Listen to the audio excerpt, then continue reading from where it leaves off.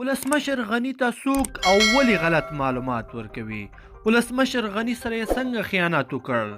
ویډیو را سره تر پایه پورې وګورئ، په هر څه به پوه شئ. ګرانو لیدونکو السلام علیکم.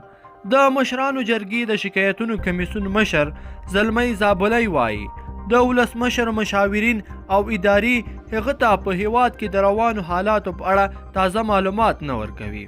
زلمی زابلی د کورنیو چارو وزارت د عامه نظم د پخواني قومندان زمري پیکان د نیولو په اړه د ولسمشر امر ته په اشارې وایي. نوموړی په فرانسه کې دی او پر فیسبوک کې خپل انځور هم خپور کړی دی چې افغان حکومت یې نیولی نشي.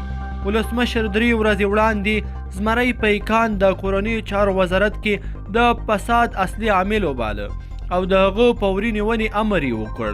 خو زلمی زابلی وایي ولسمشر باید د دغه امر له ورکولو وړاندې په دې فکر کړی وای چې زمري پیکان په افغانستان کې شته او که نه شته. دا د دې ښکارندویي کوي چې ولسمشر ته سم معلومات نه ورکول کیږي او مشاورین یې ګڼ موضوعات له هغه څخه پټوي. ښاغلی زابلی نیوکه کوي چې له حالاتو د ولسمشر ناخبري هیواد ته زیان رسوي او ولسمشر غني باید په خپله شاوخوا کې ستونزې لومړی له منځه یوسي. دا په داسې حال کې ده چې تر دې وړاندې هم د ولسمشر غني پر یو شمېر مشاورینو تور و چې هغه ته معلومات په ځنډ او په سانسور شوي ډول ورکوي. ګرانو لیدونکو په دې هیله چې ویډیو به مو راسره تر پایه پورې کتلی وي.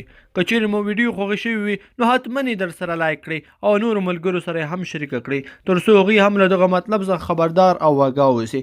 ډېره مننه چې ویډیو مو راسره تر پایه پورې وکتله.